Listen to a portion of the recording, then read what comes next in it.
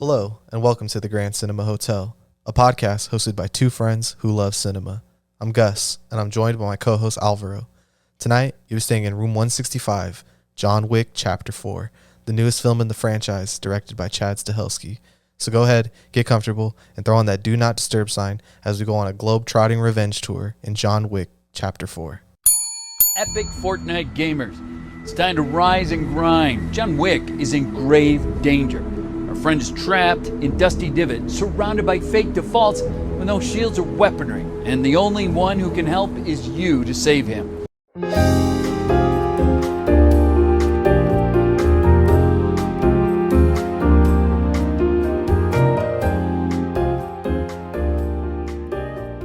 What's going on my Wickians, and thank you for checking back in to the Grand Cinema Hotel. As always, I'm joined by Alvaro. What's up, guys?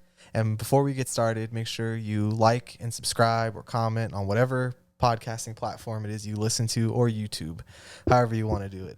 But we're here to talk about a really, really fun time at the movies that we had recently, and it's all thanks to John Wick. Alvaro, how did you feel after you walked out of this movie for the first time, and how do you feel about the John Wick franchise in general? Yeah. So this was a film that I think I was kind of late to the first one as the franchise kind of developed. I think I kind of thought that these would be similar to the Transporter series, or maybe even what's the one with I think it's called Shooter, or with Mark Wahlberg. I don't think that's a franchise. That's just one movie. I'm pretty sure. Yeah, but I'm thinking something else. Are you thinking about like The Equalizer or? Yeah, but like so similar to those, what I at first thought was because maybe we'll kind of get more into depth with this, but Keanu Reeves' career I didn't necessarily see as somebody that they would have picked up again for serious movie making, and I guess the reason I'm bringing this up is by the time that I ended up catching the second one, I did feel like the second one was a really good action film, and it made me want to go retroactively go to the first one. And then I kind of just really appreciate what John Wick offers, I guess, into the scope of cinema. Action films are one of those things that like I do enjoy, but I think I only enjoy the really good ones. You know what I mean? I'm not really like I am with horror, sci-fi, where I'll watch like a B grade or something like that to just appreciate the attempts. I think with action, I'm like, either give me like a lot of that Hong Kong old Chinese action, Jackie Chan stuff, or I don't really want to see too much of it. I mean, there's a lot of bad action films, and I think a good one that I wanted to bring up is maybe like even The Gray Man, and so those movies kind of veer me off from action. But John Wick, especially this fourth movie, I think really pushes the boundaries of what action movies are supposed to be, and this fourth one I just really walked out feeling like it's one of the most fun I think I've had in the movies in a long time, especially how long the movie is. And I just really felt like they pushed the boundaries, honestly. All right, nice. So kind of similar to you, I don't think I saw the first one in the theaters. I was also kind of late to it. It kind of goes to show you how far this franchise has really come, that the first one was very small, you know, and it kind of was something that you could think it was swept under the rug at the time. I think so. There's no way that it could have ever been known that it was going to end up like this. But I think John Wick, the original film, was kind of lightning in a bottle in a time where action films were kind of getting old and tired. Yeah. Maybe something you were trying to allude to was something like the Taken series, because you kind of started there, but then I think you were trying to find like what films you were talking about specifically that you don't like about the genre. And for me, Taken would be something like that, kind of that mid 2000s up to like 2013 kind of action film is not really for me. And I would even say past John Wick, some of the other recent action movies that we've had, like The Gray Man, while I do find that film enjoyable because of Ryan Gosling and Ana de Armas, I do think that that's kind of one of the everything that's wrong with the genre. Especially when these films, you know, it's there in the title, action, right? So when a film like The Gray Man is boring, or an action movie in general is boring, I just feel like you've automatically been dropped. You know what I mean? It's not something that could be forgiven. I know what it is. Well, go ahead. It's the Bourne Supreme, like Jason Bourne. That's early 2000s though. That's like 2003, 4, 5, somewhere around there. But even those, that's kind of what I was talking about. Like those are already stuff that I wasn't a fan of, and those are a lot of people like those movies. Okay, yeah, I get you. I'm not really a fan of those movies either. That might be one of the reasons I don't really like Matt Damon as well. Like I've grown on him more the older he's gotten. But those Bourne films were not for me. Yeah. It was Taken. The other one, what's the one with Angelina Jolie? Bend the Bullet, right? Wanted, right? Yeah, that's another one. Even those transporter movies, not really my style. I kind of enjoyed more of the little more grounded Denzel Washington action movies like Man on Fire, something like that. Yeah, exactly. Even The Equalizer, I do enjoy those films as well. But yeah, John Wick was a film that, like I said, I don't think either of us were really too familiar with it until the second one, but I think they all get better. So we have been doing rankings recently, but I kind of feel it's safe to say that these have gotten better the more they go along. Do you kind of feel similar to that? Yeah, definitely. It's not something I feel like, oh, let's save it because we're going to, duke it out on no, 4 is better than 3, blah, blah, blah, whatever. Like we did with Scream or something like that. I think it's easier to just get it out of the way now. I think that this is the best one. I'm pretty sure you agree. Yeah. And I do think that the first one is somehow the worst one now, and not only because it's not a bad movie by any means. It's just the action has gotten bigger, the scale has gotten bigger, the revenge has gotten more intense. Yeah. I just think it's ratcheted up every single time to a point where this is like the pinnacle peak to me of like action cinema and John Wick and the John Wick franchise. Like this is peak. I think similar. It's almost like a perfect synchrony, similar to the film Chad Stahelski, right? Chad Stahelski. Stahelski, sorry. He has also been, I guess, even more trusted by Lionsgate. The more and more these films have acclaimed, and so he's been given slightly bigger budgets every single time, and I think he's made do with that. But also similarly in the story, John Wick has traveled through just bringing on bigger and bigger foes by making even crazier decisions. And I think to be able, as a director, to have the backing of a studio and be able to kind of give the audience what you would imagine, like, oh, so things are going to get bigger, and they do, I think is why it really pays off. Because, like you said, when you buy that ticket for the action movie on Thursday previews for us, right, or on Friday night for your friends, you want a really good time. And I think every single time this movie has, if you were into the first one, they're like, if I already got you with this first one, you're only going to be really more impressed. And I think that's also something that's really hard for most other franchises or even other movies to do.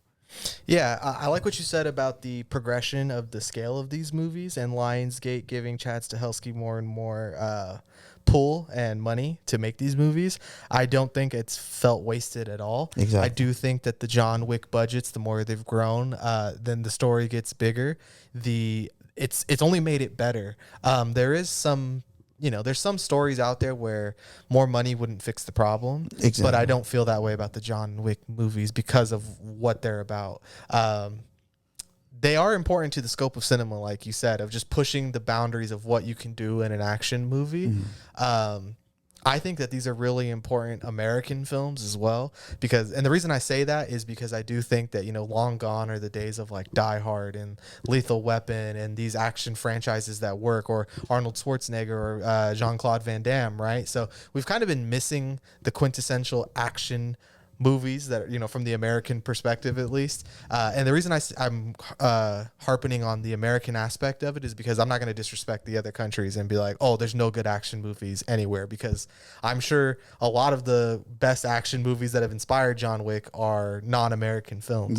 Like you were saying, like Hong Kong films or Chinese films or Japanese films or even European action films, stuff like The Raid 2. The Raid 2. Yeah, exactly. Or even now other recent films like RRR, so action in general is kind of having its renaissance, which I think is actually a renaissance, because they said that about horror for a long time, but kind of revisiting some of the horror movies of the early 2000s and 2010s, There's still a lot of good ones, and I would argue that there's less good action movies than any of the other genres that we are actually into. I think this might be a little early into the episode to bring this up, but just because I was reading about it, because in the first John Wick, I think there's a pairing between the current director, and I think it has something to do also with the director of Bullet Train. Talking about David Leitch, that's like one of his partners. Yeah, right. And so they kind of just talked about, the reason I bring it up is because the difference in between their careers, and they are both obviously made an action film kind of similar to each other, and I mean are pretty close to each other in terms of like how soon they came out and what release years. Bullet Train and this, and I think to really see the difference in terms of like what kind of action movies they are. I think they're polar opposites, and for them to be kind of known to be like partners, I think just really shows how, kind of just basing it off of like, I want to see asses being kicked and really cool, lighting and all this stuff isn't really not everybody can pull it off, and I only bring that up because they have a lot of similarities, but they just don't deliver exactly the same. 'Cause I don't think they have the same amount of care. That's an interesting perspective because I know you like Bullet Train. Mm-hmm. I don't know how you feel about the Deadpool movies because he did the second one. Yeah, exactly. I haven't seen Atomic Blonde, but I heard it was Lady John Wick, so I'm not opposed to seeing it, but I just haven't gotten around to it yet. Right. But yeah, I mean, I guess I could see that comparison coming from you because you actually like Bullet Train. Yeah, because I mean, I like them for different reasons. You know what I mean?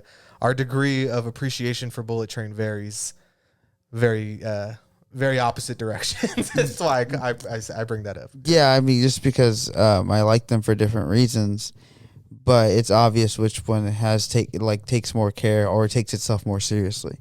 And I think that while I could say that I enjoy Bullet Train, I don't think the things that it achieves is nearly close to the stuff that, I mean, we're playing the third one right now just as a background, as we always like to do. And I think that's even, before this fourth one, I had revisited the third one. And just that's what I appreciated more about this third one and revisit is that every single time the fights and the scenes and the choreography just steps up. And I mean, this movie completely blows away these past three renditions, just by every single, like the big fights in the third one and the second one and the first one are just mere like appetizers in this fourth one, Yeah, I get you.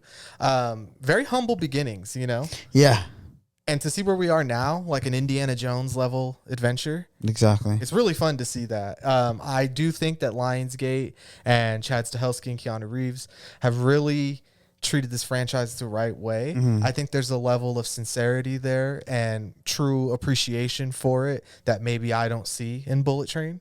A little too much wink wink self-awareness for me. Yeah. A little too much comedy. Not to say that John Wick is not funny because they are deeply funny movies. They're very absurd, slapstick, Looney Tunes like movies, but they never take a second to let you know that it's silly. It plays it so straight, and that's what makes it funny, as opposed to how, I don't know, something like Bullet Train or Deadpool would make sure grab you by the collar and say, hey, this is supposed to be funny. That's why I bring them up, because they're actually really close to each other, similar, but there's a slight execution style, obviously, that changes them drastically, even as somebody who likes both of them, and I think that goes down to the director.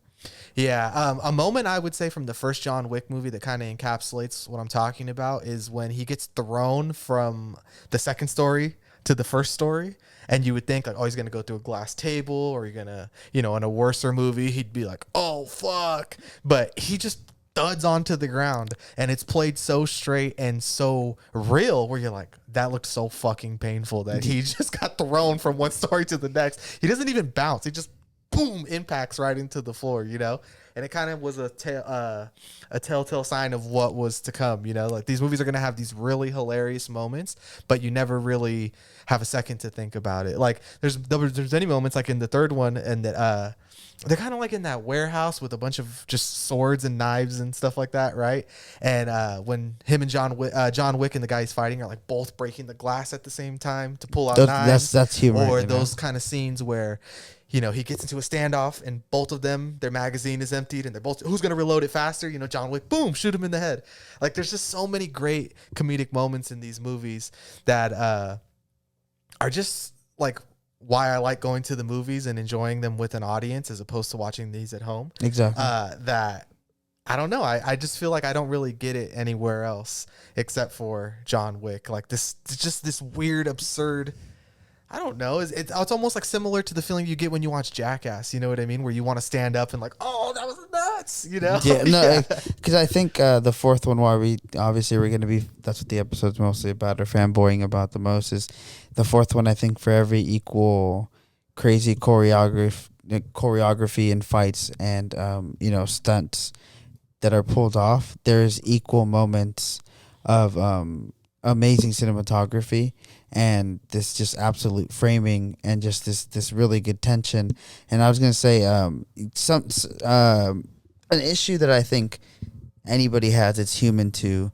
It's kind of a term kind of like white noise, right? And I think there's a certain point in the John Wick movies where they're fighting for so long.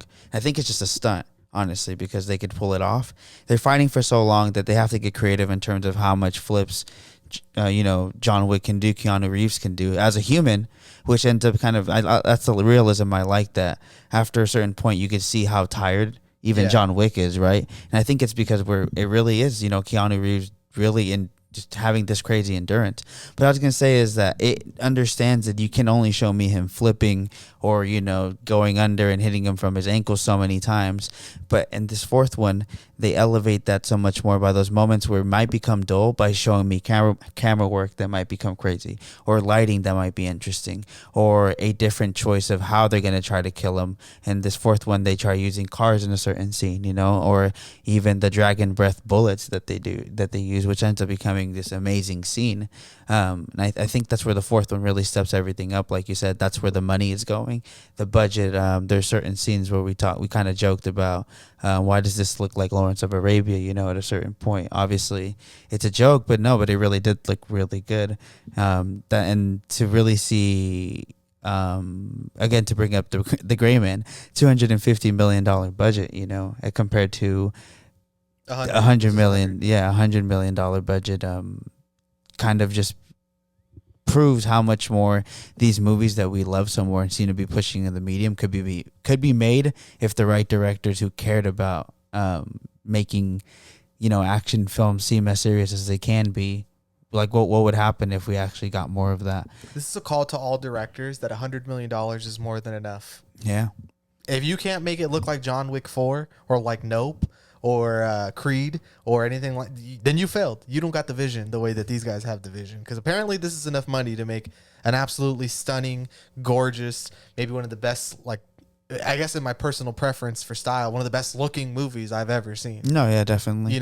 So I don't know, man. I just think it's pretty cool that these movies could cost half of some of these other movies that are out there and just blow them out of the fucking water. And again, just because we've talked about this, which feels like the fourth straight episode in a while, besides probably the Ant-Man episode, but the studios are taking their sequels very seriously, and I think it might be obviously involved with the directors that are behind it. We kind of talked about relation to last year Top Gun with John Wick 4, but the director's just caring so much more about elevating their source. I think the fact that they gave him so much money in this one, the fourth one, and he's able to, I like that you brought up like the Raid 2, and like those are obvious things that he is bringing up. And obviously it seems almost like this film is a homage to like all of the best type of, martial arts movies that you can think of. And I just really was, obviously we're still kind of in the beginning here, but I was just really blown away by this movie. Considering it's been a year where a lot of the sequels have been really good, this movie honestly just rocks.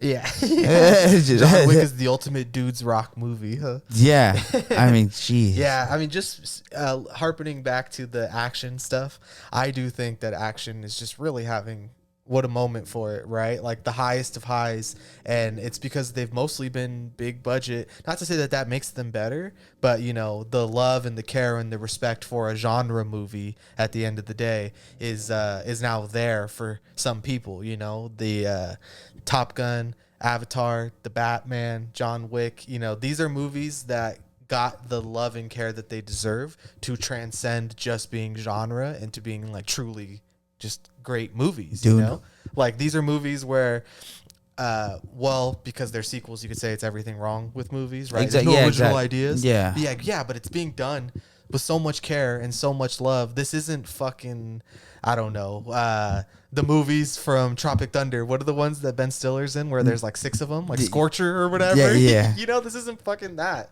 This is real loving care being put into these movies, and I don't feel bad when the studios, you know, actually do put the love and care in, and then the mainstream audiences and usually the entire movie audience agrees, like, yeah, this is fucking good. Like this is what we need, is, you know, like the Indiana Jones level budget action movies. Like, how about that? Action's a really fun genre if it's done the right way. I mean, we sat here and we shed on Halloween. You know what I mean? And that's one of them. Fucking sucks. That's one of them where they've put the money supposedly and the care and everything, but it just doesn't work.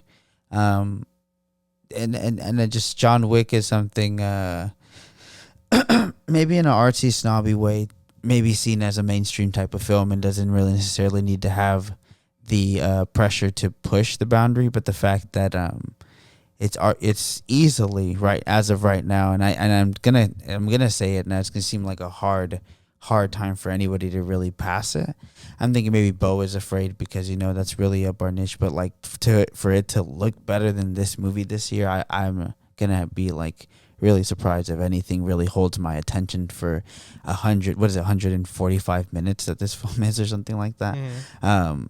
For it to look amazing in every frame, and for an action film that is very always, the genre is kind of put in the same way that comedies are or horror was for a long time, to really know that it can transcend.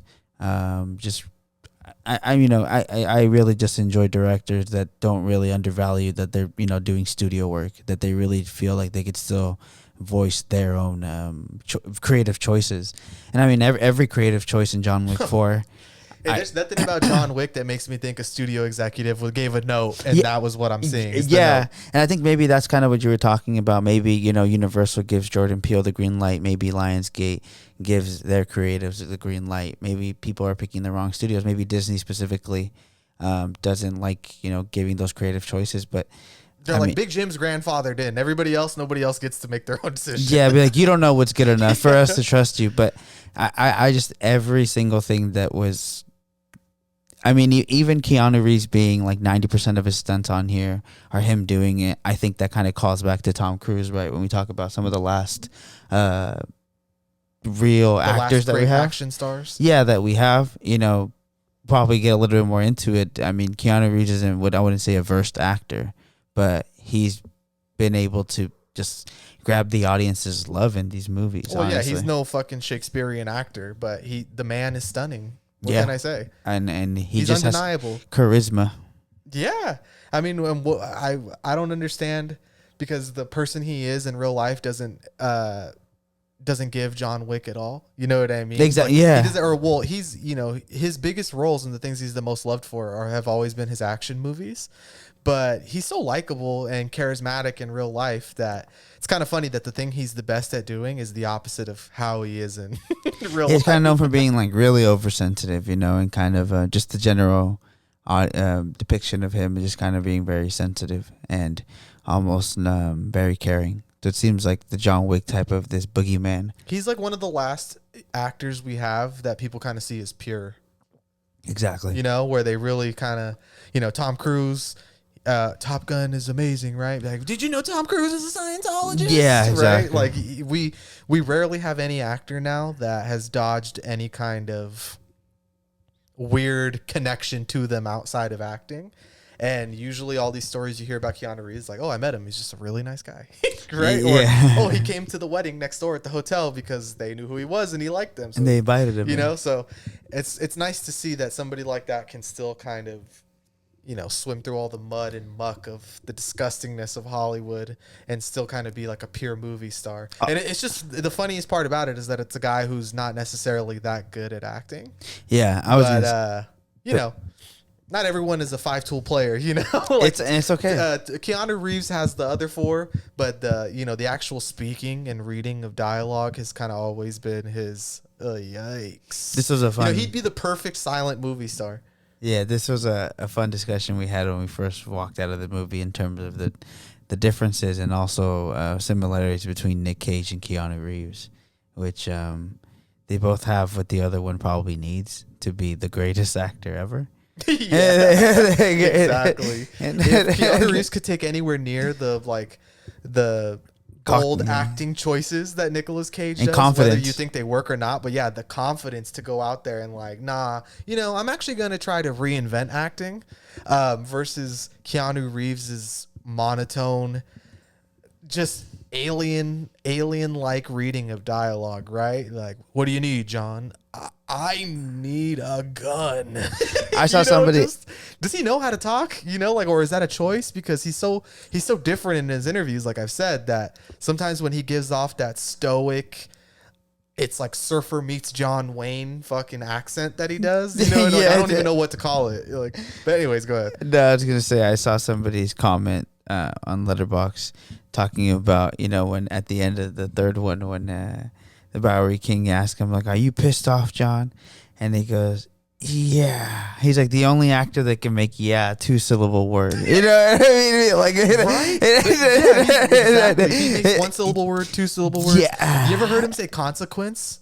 Yeah. Consequences. Like, he says words like they hurt, you know? Yeah. And I wonder if it's just a John Wick thing, because it's like maybe John Wick his body is riddled with so much pain that he can't even speak normally anymore, right? But I think I'm giving that more credit than they did. No, I just think it's some weird surfer meets John Wayne affectation that he has when he speaks, you know, little...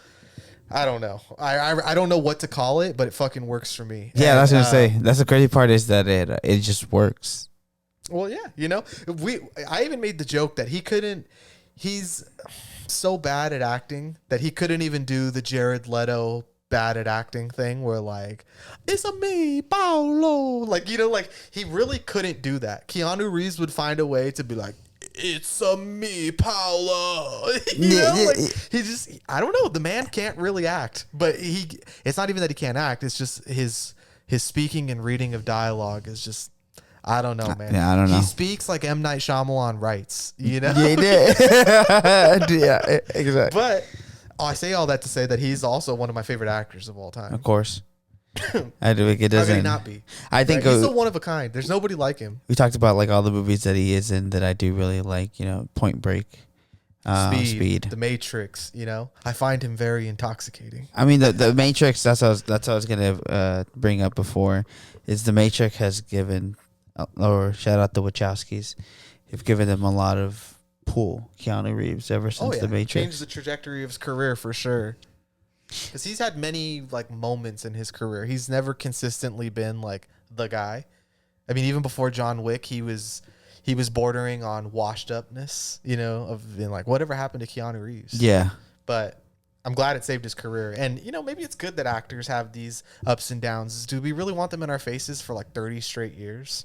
Yeah, I mean, John Wick, Keanu Reeves, I think, regardless of his acting or like dialogue reading, I think maybe it was the perfect moment for the two things to meet, because maybe John Wick just got made because it was supposed to be a one-off thing. We'll see how this goes.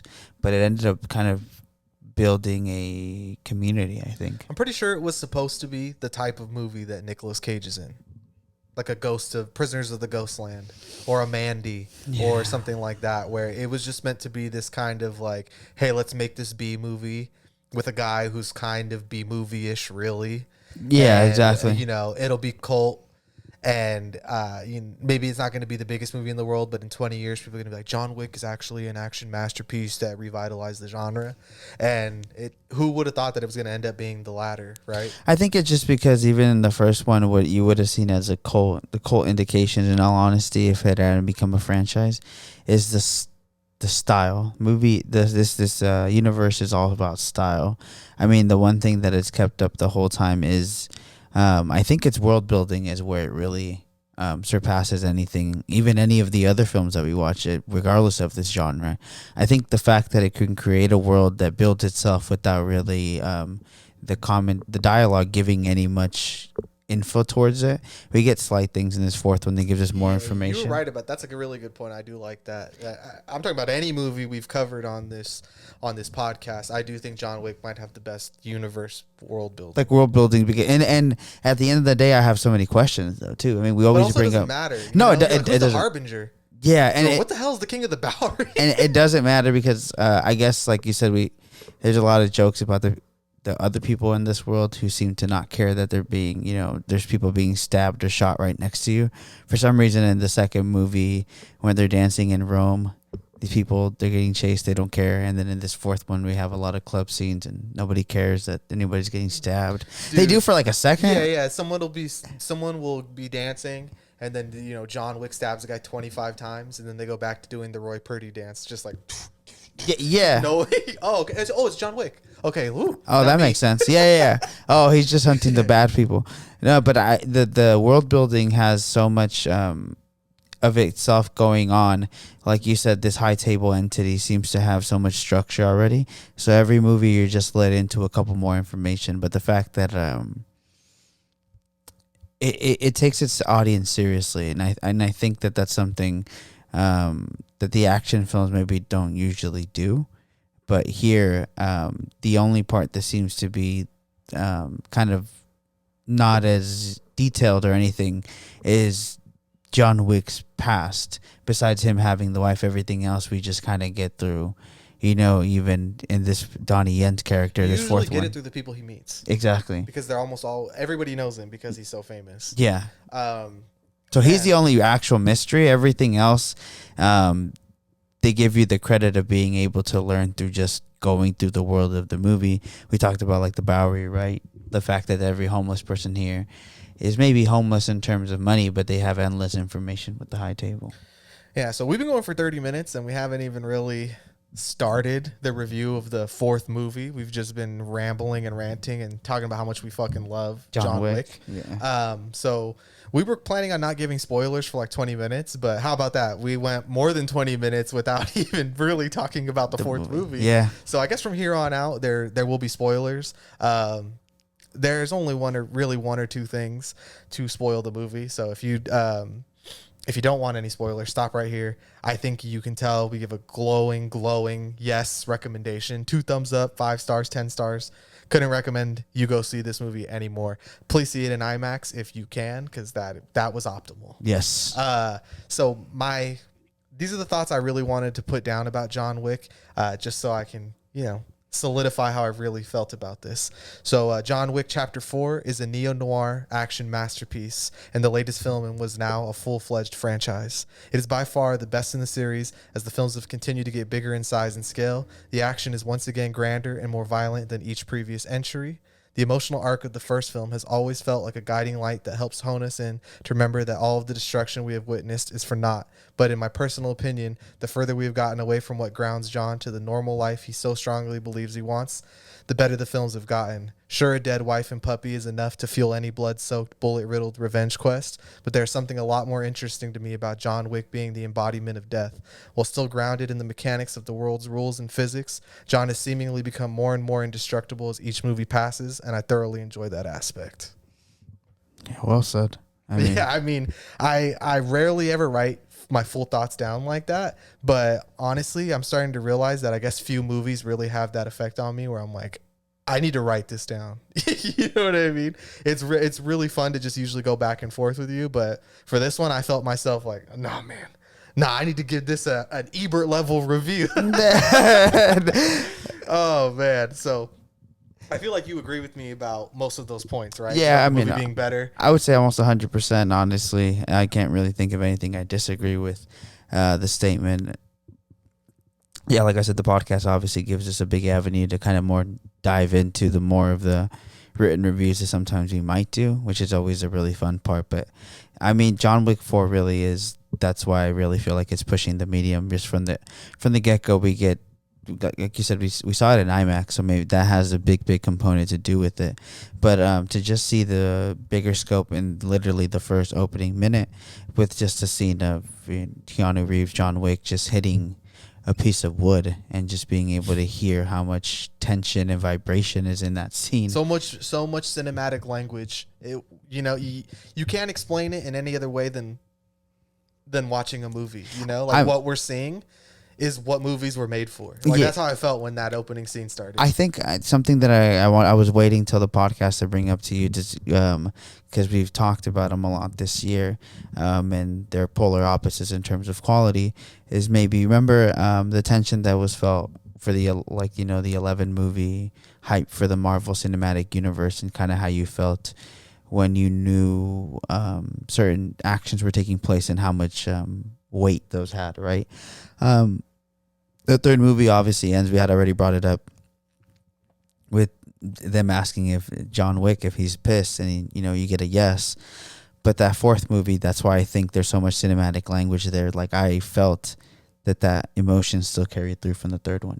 Those punches held all of that pissed offness that came from the third one, and the fact that the movie could have me so invested in a series that started with a movie with a very simple premise that, like you said, anybody with a loving relationship towards a pet or their wife or just a good heart would feel like, yeah, I would do that for my pet or my wife, you know? Whether you can or not, it's a whole other. I'm going to kill 75 people because someone shot my dog. Or whether, the mafia is behind your dog being killed and stuff like that. That's a whole other, obviously, that's where the fantasy parts comes in.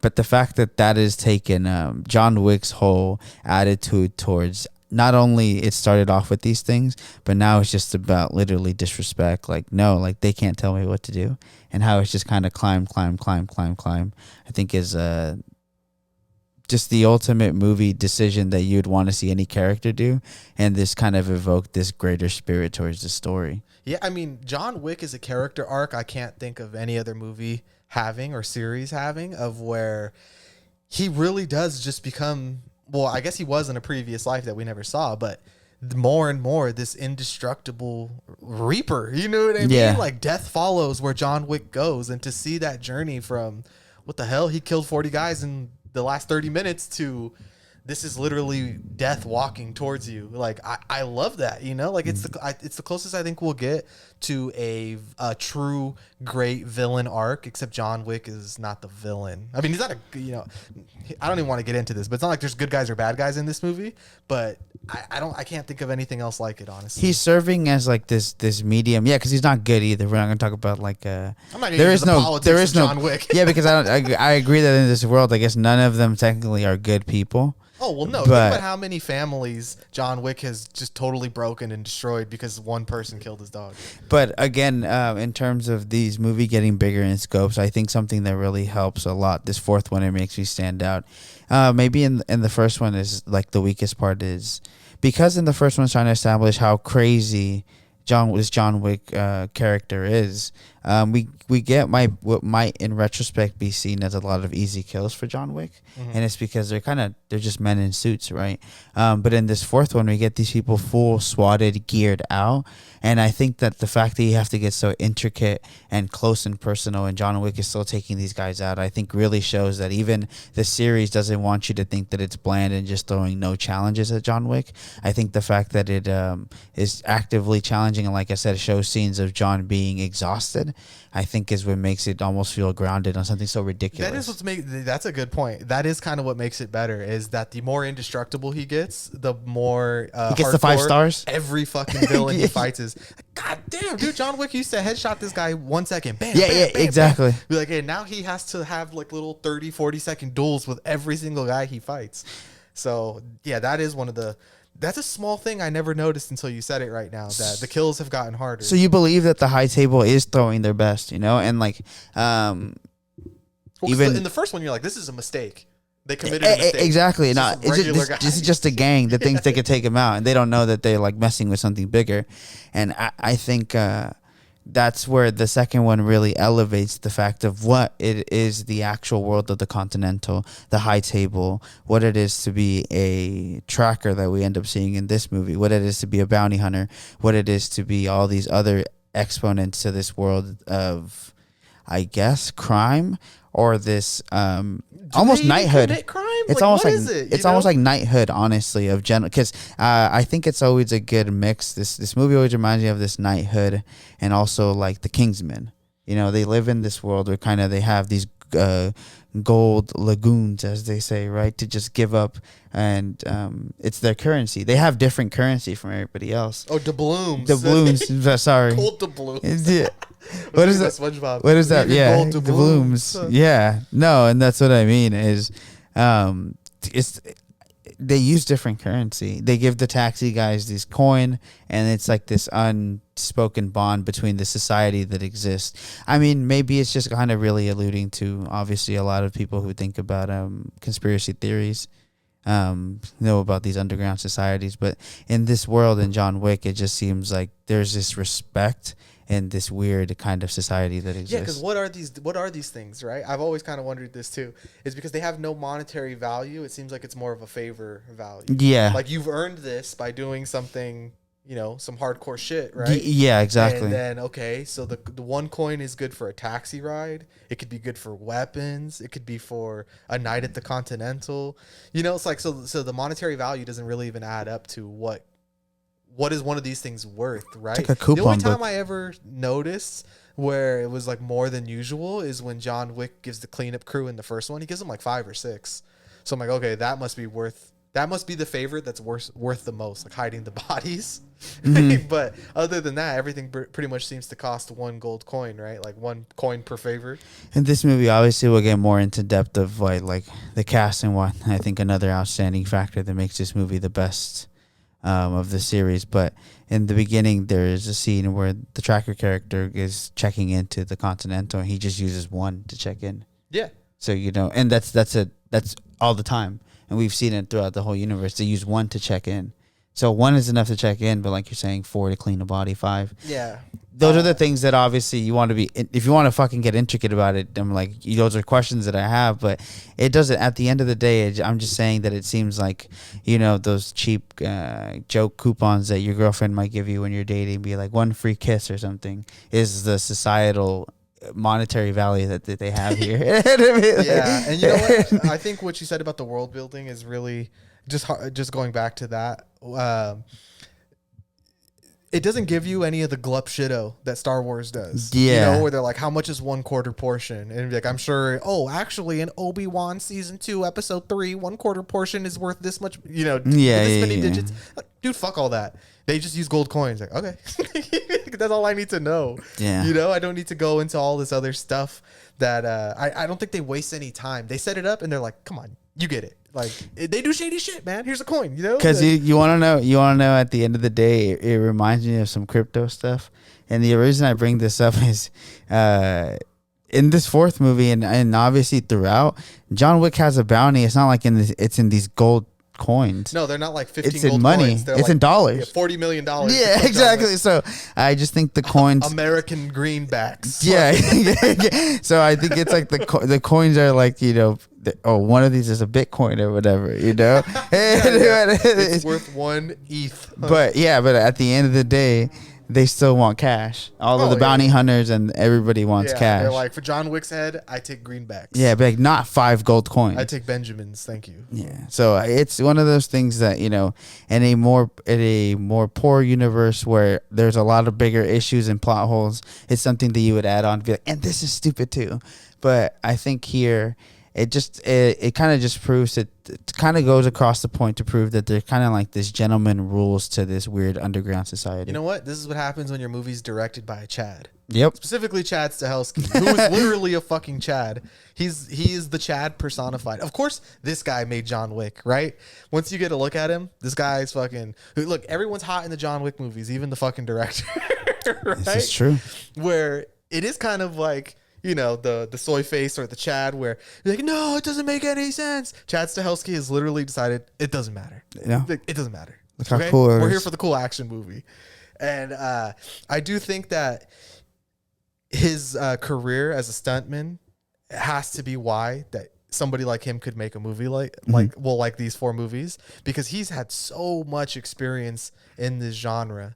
I'm not going to say the most, but just to go down some of the movies he's been a stuntman on. So Matrix, Spider-Man 2, Mr. and Mrs. Smith, 300, Iron Man, X-Men Origins, Speed Racer, Tron, Constantine, The Crow. He doubled for Brandon Lee after his fatal onset accident. So that's how they finished the movie, was with Chad Stahelski. The Expendables, Van Helsing, one of your favorites. So this guy has just been everywhere. You know what I mean? He really has had a storied career as a stuntman and on the stunt team and stuff like that, to where he is a master of the genre. You know, he's been in the shit long enough to know what makes it work. And you know, obviously he's been in varying degrees of successful action movies, but I think that he found a way to pull out, like, from working with all the you know, the masters that he has, like, okay, this is how I do it, right? Yeah. So I can feel safe saying that all that experience is probably why these movies are so fucking good. Yeah, I think maybe he felt similar to someone like, no, I was gonna say maybe, you know, like David Pryor we talked about before for The Empty Man, knowing that he only has one shot at it. Maybe for John Wick 1, he just kind of felt like he had to put something out there to get the idea of his B-rated movie, but then the second that the studio trusted him more, he was able to execute more of his vision, because I feel like he's like, he loves the movies the more he's gotten into. He's been involved in some other stuff, but the John Wick movies is his bread and butter, and I do think that he has grown as a filmmaker exponentially between 1 and 4. Yeah, and I just think maybe because he felt that the studio trusting him on something that's obviously there's always a bunch of creators, but that he feels is purely his, has made him give it his all for every single one of them. I mean, I feel safe to say that he has now become like a master at action movies. You know, like there's no, if I was making an action movie tomorrow, there's no one I would trust more right now than Chad Stahelski. Yeah, I mean, he's drawing very similar, I think, comparisons to the director of Top Gun Maverick, you know, Joseph Kosinski. Yeah, well, who made Tron also. Yeah, that's what I'm saying, because those, I think you should be able to, any of the studios should be able to trust them, that if they want their franchise to be taken serious, to, you know, at least to a serious degree. There's a lot of people who would butcher these budgets, and they would do a lot worse, as we've seen. So, you know, I think this worries me, because you brought up Joseph Kosinski, where his career before and after, or other than Tron and Top Gun, have been kind of people don't really love it too much. He's made some good movies, kind of some stinkers. But post Top Gun, what came out was a movie that had been made at a similar time. I think it got pushed further because of COVID and stuff like that, but it's called Spiderhead, and it's starring Chris Hemsworth and Miles Teller. And I watched that, and that was kind of like, oh, okay, so you can only make a good movie if the actor. No. If it's Top Gun, which is kind of like, how do you fumble that? You know, once it was like his own mission or whatever, it's kind of like, oh, well, what the hell is this? You know, I guess. But with Chad Stahelski, because this comes from it's him. Yeah, I trust him a lot more. So anybody who is comparing him to Joseph Kosinski, shame on you, because I'm sure somebody else could have made Top Gun Maverick as good. I don't know. How can you say that about Chad Stahelski when it's his? It's his. I see what you're saying. Anyways, so I did want to get to the writer of this, because yes, this movie does have a story. So Shay Hatton also wrote John Wick 3. There was another guy, I believe his name's Derek Kolstad, who wrote the first 2. I know the first one, or this. Anyway, some of these movies have had like a multiple writing team, right? But as for the last 2, it's mainly been Shay Hatton. Crazy. And, what? Crazy. You're saying the first one had like a writing team, right? I don't know if it's the first one or the Or second they, one. and obviously Yeah, the but fact but that at one point they needed crazy. a team, you know, which is usually a sign that it's going to be shit because you're like, why are 5 guys writing? yeah. No, it's just insane because of the jokes that we talked about, how much dialogue John Wick specifically has. This whole world or everything dialogue based is through every other character besides him. You know what's funny too? It's like it took you 5 guys to be like, yeah. I'm thinking I'm back. That's why I'm laughing. Like, okay, I guess. And At first I was kind of like, wait, what are you saying here? it's good, I guess, that it took 5 people to come to that decision. Not a bad decision, but Yeah, 5 people can barely agree on anything. Now you're like, you guys should all write one movie, the same story. kind of makes sense why they all went on one-liners. Did you ever see Mank? No, I didn't. Okay, well, there's a scene where it's the screenwriters, because back in those days, fucking it was always a screenwriting Yeah, exactly. team, right? Like a writer's room. But they would play a game where they'd be like, a girl walks into a bar, next guy, oh, and she's wearing a yellow dress, and this and that, and da, and they build the story like that, right? And I'm like, it took you 5 guys to do that. Yeah, And then he had a dog, and then he had a wife. Like, and then man. someone shot him. Yeah, exactly. Oh, and he's in the Russian mafia. Be like, I think the other person we really need to highlight from the technical standpoint and the movie making aspect is cinematographer Dan Lauston. Yes. Who you had exclaimed delightfully to me, it was shot by Dan Lauston. And I'm like, I know who that is, but have we talked about him on the show before? Why? Nightmare Alley. Okay, so he is best known for his work with Guillermo del Toro because he's done like Crimson Peak and Mimic and some of the other The Shape of Water too, right? But I couldn't remember, and I was like, oh yeah, we did the Nightmare Alley episode. Well, to be fair, this is funny that you say that because in that episode you had brought up how he is a working director with Guillermo del Toro, and I brought up, yeah, sorry, and then I brought up that like that makes sense why like all of his movies, I'm always like I love how they look. Yeah. And so then the second that that's why I said that, because I was like, that makes so much sense, because the movie just seems to have a very seasoned, experienced cinematographer behind it. And I think some of the contrasting and even in terms of color and framing just really highlight that. Yeah, I mean, say what you want about Guillermo del Toro movies. We personally love them. Yeah. But if anyone's ever going to try to say that they're ugly, You're wrong. That's yeah. I mean, that's so Cap I think Jr. that's the yeah. And I mean, maybe it goes back to what we're talking about. Maybe Dan Lauston is always given these great movies to work with. You know, Guillermo del Toro has been giving really nice budgets as well. But I'm just saying to also make the decision that this is who I'm going to bring on to be the cinematographer in this. Like, it's kind of when Jordan Peele brought in Hoyte van Hoytema. You know, it's just exactly. Yeah, there's a step up there because it's a cinematographer who has a vision and has their own visual language that they create, you know? Like any other cinematographer would be like, okay, we're going to shoot this in the desert. Dan Lauston's like, what if it looks like Lawrence of Arabia? Yeah. Wouldn't that be tight? Yeah. What if John Wick 4 looked like Lawrence of Arabia? Yeah. Like, dude, what the fuck? I didn't think Yeah. Why not? You know, it's kind of like when we talked about Decision to Leave. Why not? Why not? Why not push these boundaries? Why not add the visual flair to a story that, well, you know, John Wick needs visual flair. Not every movie. See, it even sounds weird. Like, not every movie needs visual flair. And it's like, no, it does. I don't know if audio, visual, be like, you know, it's not just one or the other. But yeah, Dan Lauston really fucking, chef's kiss. I think it's cooking. It's a Fraser is the cinematographer Batman Dune. I know what you're talking about. Yeah. I just think in similarities, maybe it's because once they sit with the director, they're able to see that the movies are going to be made to a technical level where they can express those type of shots.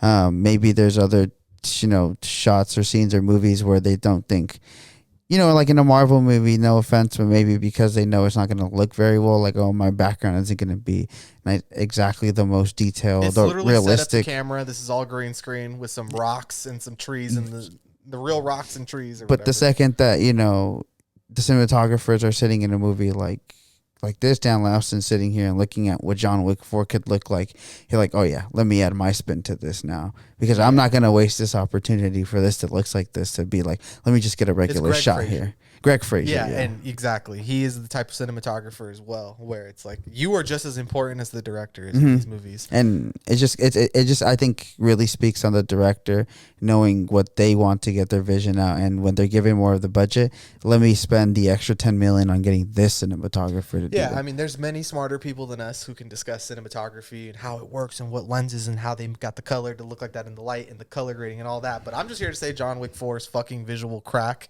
It's literally just like movie dopamine to me. You know, like when I'm looking at it, I'm just like, this is why I love movies. Fuck. I think, especially when we talked about having seen Creed just as well, like on, Same thing. Like, this is why I like movies. Like, who cares if it's extra or who cares if it's silly that they're fighting in a jail cell or whatever? You know, like this is cinema, baby. At the end of the day, to really, I think what differentiates me watching a YouTube video of a guy who created, fan-made content on YouTube, which, at the end of the day, the art movies, some of the movies we all end up talking at the end of this year are made with smaller budgets and kind of evoke more of the mental stuff that we talk about, because that's kind of where you have to go to. But when the movie is given a budget to make me feel like I'm in Paris and they actually execute that to a T, that's what the movies are for. And I think even when, you'd have the jokes of all those old 50s movies and stuff like that, those grand studio movies that they would make, those were the goals. To let's do Gladiator movies, let's do Cleopatra movies and stuff like that. Why this shit look like a David Lean movie, dude. Like, so this stuff should look like we're at another time. And I think even Steven Spielberg understood that with Jurassic Park and stuff like that. And to me, that is truly the movies, whether obviously sometimes we've been artistic snobs here, like the stuff that we like. But I think what goes in that Babylon feed of like what makes him go crazy at the end of the movie, it would be something like John Wick 4, because like it is forefronting and pushing what cinema is. Dude, I sat there like Manny just crying while John Wick 4 played, and all I heard was no, but like I get in all seriousness, I 100% agree with you, because in terms of, we watch some of these small movies and they push boundaries of their horror or niche genres because they evoke kind of like what you can do with small budgets. Bro, this shit is literally Danny DeVito. Like, I get it now. Like I've seen God, and his name is John Wick. Yeah, he's God, the God of death. I mean, it's just as I was sitting there, I was like, what more could you possibly want from coming to pay, for an IMAX ticket, $16-17. Like what? Yeah, that's a regular movie ticket, $16. It's like what really? What better time could you ask for? It's so funny you say that. You know what you reminded me of right now, because we have A-lists. How much could a banana cost? Yeah, $10. I don't. Yeah, exactly. I don't even know how much movie tickets cost. Like, you can't afford A-list. Exactly. Like, bro, just buy A-list. If you pay for one IMAX movie, you just have to pay $4 more, and you can go 12 times in a month. Exactly. Not that they paid me to say this. They don't even have to pay me to say it. A-list is such a good deal. It's a good deal, guys. Yeah. Anyways. The last person I wanted to talk about, because I do think that they need some credit here as well, is the editor, Nathan Orloff. I couldn't find much about him because we're only filming this episode a day after seeing the movie, and his name wasn't blue on Wikipedia, so you can't click on him, right? Yeah. But for someone who made a 2 hour and 49-minute neo-noir action epic, it could be an overbloated, sloppy mess, and I thought the pacing was so breezy and quick, and I felt like I was only in there for like an hour. Yeah, no, so I think they did a perfect job making this the perfect movie. I saw it a second time and it still flew, which is insane to say. Hey, I'm not gonna lie, bro. No cap here. After like the fourth viewing of the Batman in IMAX, I was kind of like, this shit long as hell. Yeah. Pulling up the Family Guy episode. Yeah. So I do think we need to talk about, and this is kind of where we can get into some more stuff, is the cast, because this is the best cast in the John Wick movie as well. So, Keanu Reeves obviously is John Wick. Once again, gives an electrifying performance as death personified. He's always been praised for his dedication to the craft, and I do think that John Wick is his career best role. Mm-hmm. I'm sure some might say Neo, some might say, My Private Idaho or whatever, something like that. But I do think that John Wick is the character that Keanu Reeves was born to play, honestly, if I'm going to get a little poetic about it. The biggest gripe, like we said, has always been his reading and speaking of dialogue. It's just unnatural in like any way that, he kind of talks like in the same way Christopher Walken does. Not the way he sounds, but just kind of like, dude, literally nobody else talks like that. He talks like M. Night Shyamalan writes. Oh man! But I will say, I think John Wick, being a stoic man that he is, much like Clint Eastwood's The Man with No Name, has always been kind of one of the ways to make him soar, like out of the stratosphere to being like, wow, this is a fucking great performance. I do think it's how little he says and how much of it is that emotional and guttural primal violence, you know? Yeah, that's like that's what makes Keanu Reeves lightning in a bottle is when he's fucking has someone in a triangle choke and he riddles 6 bullets into their head. You're like, wow. You know, like only him, you know, like he there's something about the way he makes violence look. It's so beautiful. It's so choreographed. It's like, it's unlike anything I've ever seen, really, because there's such a nonchalantness to it, you know? I think, or that kind of exhausted thing that you're saying too. Like there's just something so real about it. I think there's this weird, you know, sometimes they call it like a dichotomy between, I guess, in the realm of a movie, like a bad guy always having this good side to them, and I think John Wick is like the closest good bad guy that the audience can relate to. There's only one thing about John Wick that's good, and it's overblown. It's that he had a wife once. Yeah, you know. And I think that well, you're the only one that for some reason hitman in this world that ever had a wife. Yeah, but it's like I think that relatability is what makes people root for him, you know what I mean? Even though, like you said, he's not necessarily even a nicer person than some of there's people his here counterparts. There's people here who are victims to the selfish decisions that John Wick makes that basically are better. Every other person who comes into contact with John Wick that are better people than him. Yeah, I mean, hundreds and thousands of people have died by the hands of John Wick and his actions. You know, so I do get what you're saying there, and I think this is one of the great things about TV and movies is that they can, well, just any media in general, is that they can make you care for someone who should not be cared for. Because let's not get it twisted here. John Wick is probably one of the most evil characters that's ever existed. Because you brought up like Clint Eastwood, you know what I mean? And Clint Eastwood's cowboy characters always have that, like, you just have the bad character being good in this story for the premise of, I guess he has some moral victory for beating the more bad guy. Yeah. But it's not necessarily, to be able to kill one of the top bad guys, you kind of got to be a badass yourself. And I think that's something that's almost looked over or cheered, which I'm just bringing it up because it's interesting that media or a really good film can do that, right? Because you'll cheer for someone that, in real life, you'd be like, this is a piece of shit. Yeah, John Wick would be like on the most wanted list. He really would be worth $40 million if he existed. He'd be the most dangerous man that's ever lived. Yeah, the U.S. government, you know what I mean? And here... They would have dropped a drone on John Wick a long time ago. Yeah. The Roma Ruska would have been obliterated from the map. They would have dropped a UAV on him, dude. So, it's just to be able to end up as the audience cheering for a character like that. I do think the more they've gotten away from the wife thing, even though they have to do the cheesy flashback in every movie the one moment he remembers in their entire life, which is them on the beach, which is how you know that they never planned on this going that far, is that John Wick only has one memory of his wife. It's they were on the beach once and he kissed her. And they keep using the footage of him looking young from the first one. Yeah, that for me, that's all I'm like, this is so nothing. Like, I know some people like the idea of John Wick being that, oh, they killed his dog and his wife died and he's sad.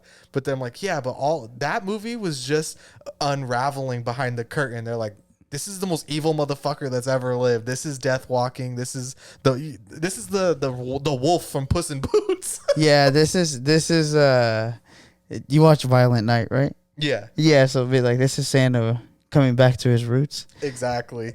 Well, yeah. I find that to be the more enjoyable aspect of the movie, is that like John Wick was just pretending like that he was a good guy for a little bit. Yeah. Much like Clint Eastwood in Unforgiven, you know? Exactly. Where it's just like, and then your mother changed me. Like, that's basically what happened to John Wick here. Yeah. And now that he has no one to hold him on a leash, this fool is just a rabid ass dog biting everybody. Yeah, burning the whole world down. And at this point, for no reason, honestly. Yeah. Just because this is what he does. And because of his nature.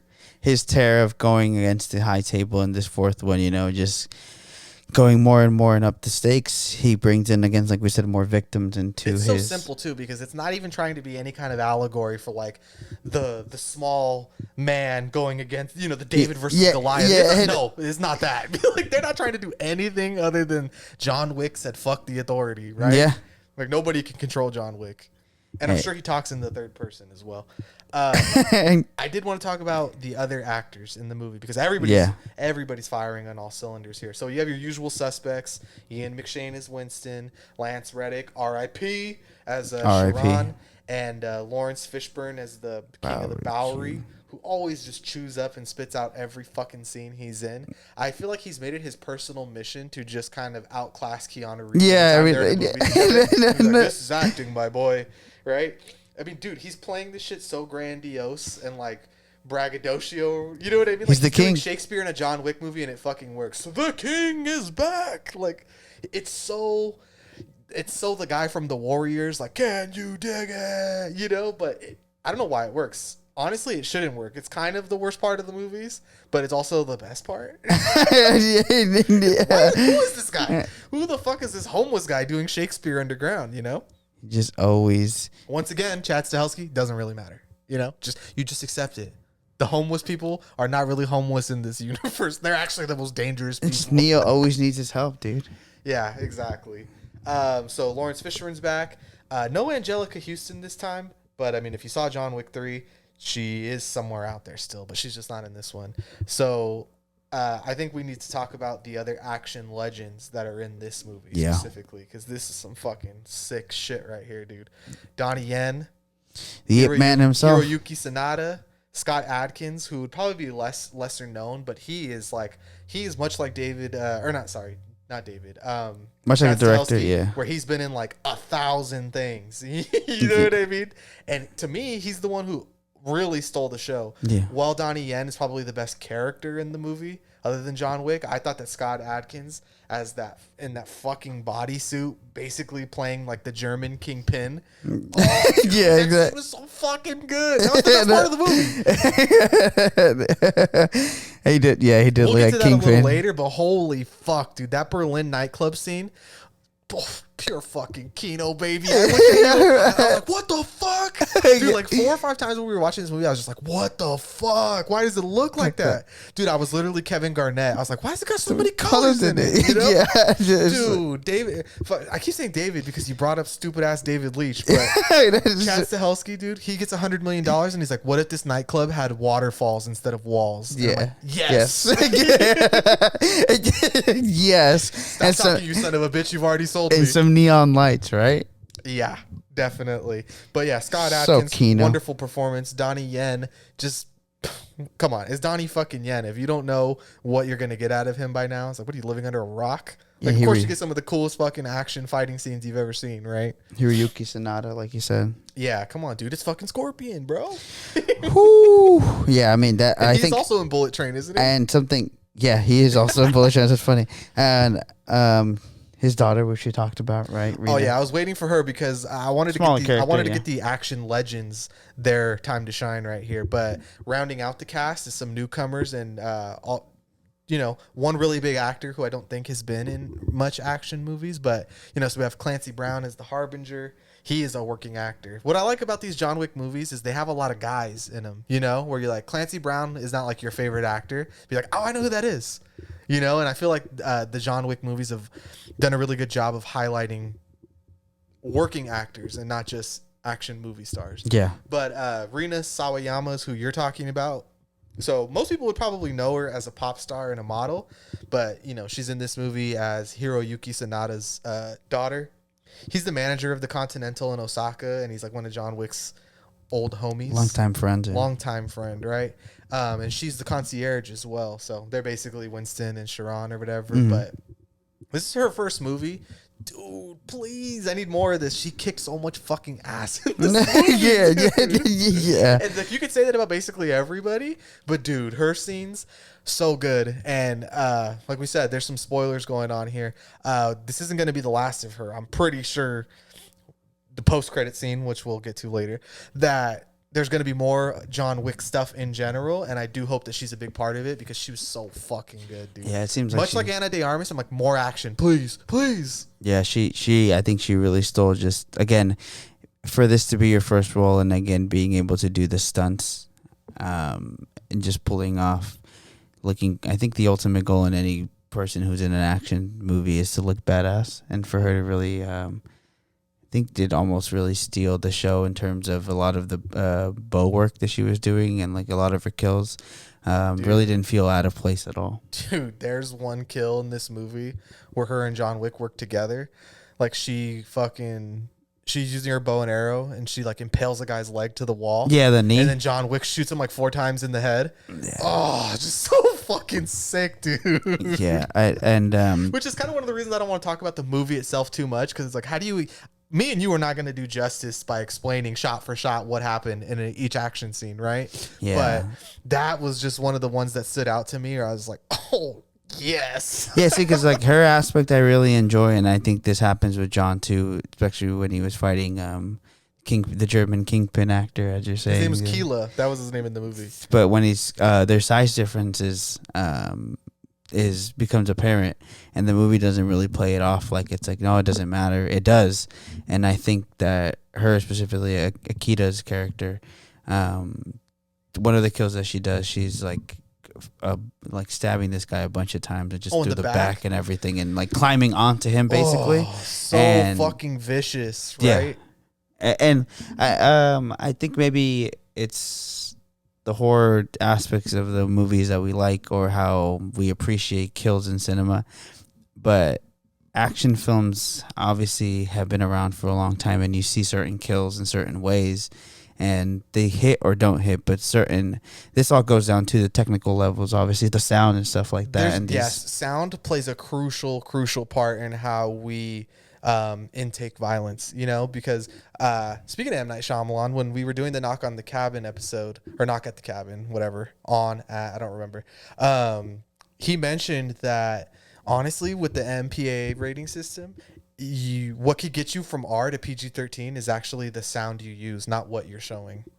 So how the way that the sound affects your ear, if they're stabbing a watermelon versus, I don't know, stabbing some other thing, that could be felt like is more violent. Yeah. So he's like, there's been times where we just rework the sound to sound less violent, and they're like, oh, PG-13.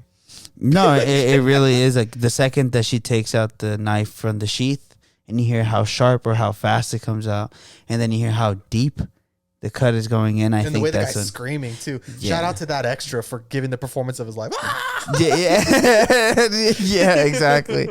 And in another movie, that's kind of it teeters the line of becoming ridiculous. Oh, that's part of the absurdity, or like the Looney Tunes aspect of the John Wick movies, is that she's riding a guy like a dog up the stairs, and she stabbed him like 50 times. Yeah, and there's violence in movies, and then there's the Stanley Kubrick term, the ultra violence, and there's just sometimes where you could be enjoying, it's not that visceral to see John Wick shoot 15 guys in the head, but there's something about that stabbing sound, like you said, I do think it has to do with the sound, what really ratchets up the violence. Yeah, honestly. And I think even another point in the movie where the sound really ratchets it up is when he's using the nunchucks. Oh, that's so good. Yeah. Hold on. Let's get through this cast. Shamira Anderson as Mr. Nobody, a tracker bounty hunter who teeters between like his admiration for John Wick and how much he needs $40 million, right? That's pretty much his character's motivation here. A lot of moolah. He's basically John Wick Jr. This guy's a fucking dog, right? Yeah. And I seriously think that he's supposed to be like the John Wick universe's broom boy. Like, I don't think this is the last of him. I'm pretty sure they have something else going for him in the future. I wouldn't be surprised if they do choose to do more spinoffs, if he would be involved somehow. I heard he gave a good performance as well. I thought that I really liked him. I heard that they might bring him on for Halle Berry's spinoff. Because he's probably her son. Exactly. on something, yeah. He was her son that was raised by fucking what's the shit that Batman was in before he was Batman? Oh, the thing with Ra's al Ghul? The Ra's al Ghul, yeah. Whatever that shit's called, I can't remember. That's how this dude was raised, right? It'd be like, and they haven't mentioned it yet. Where Bane was? Yeah. The League of Assassins? Yeah.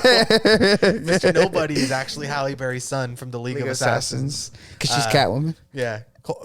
Quote that, Write it because when we do John Wick 5, which I'm sure is going to happen, I bet you he's back. And I bet you he is her fucking son, because I saw the dogs and I thought it was going to be Halle Berry again. But hey, who knows? And then the last one, heavy hitter, horror king, Bill Skarsgård as the Marquis Vincent de Gramont. Bill Skarsgård's out here just flexing. His role in the movie, He's essentially a James Bond villain, really. Yeah. You know, fucking absurd fucking elegance while also being like extremely violent, but also, you know, having that regard to compose himself. He never really screams or yells, but he fucking hates John Wick. Yeah, And he's been given, you know, permission by the high table to use every expense and every hitman available to dispose of him. And there's not really too much to say about him, except I do think he's giving a wonderful James Bond villain performance. And, you know, it's Bill Skarsgård. I'm always going to enjoy when I see him. One thing I wanted to bring up about him, because he does, obviously he just takes the scenes whenever he's in it. But my guy here, shout out the costume design. His outfits in this movie are crazy. Great Gatsby ass outfits. Yeah, I mean, like, He's literally dressed like he's like in the 1800s. and I know it's because he's French, but I just mean he's pulling these outfits off because my boy, you know, got the wrist. Typical French. He got cucked by America at the end. Nothing more French than being cucked by the Americans. By the gun. Oh, man. Whatever. I don't even think French people probably don't even like John Wick. Nah. I saw one guy say on Twitter, he's like, I took my European friend to see this, and he's usually extremely hard to please. And they're like, because he's French. Giordani. And, yeah, they're like, this isn't real cinema. Yeah. Where is the John Cassavetes? He's like a Giordani. Somebody Giordani would never do this. Hey, you don't like the John Wick movies? Shut up, bitch. If you don't like John Wick, I have 2 of these for you. All right, so I did think we should probably talk about some of our favorite moments, because we're never going to do them justice, but they're just certain things that happened in the theater where I wanted to just turn and grab you by the collar and be like, what the fuck? This is cinema, baby. Yeah.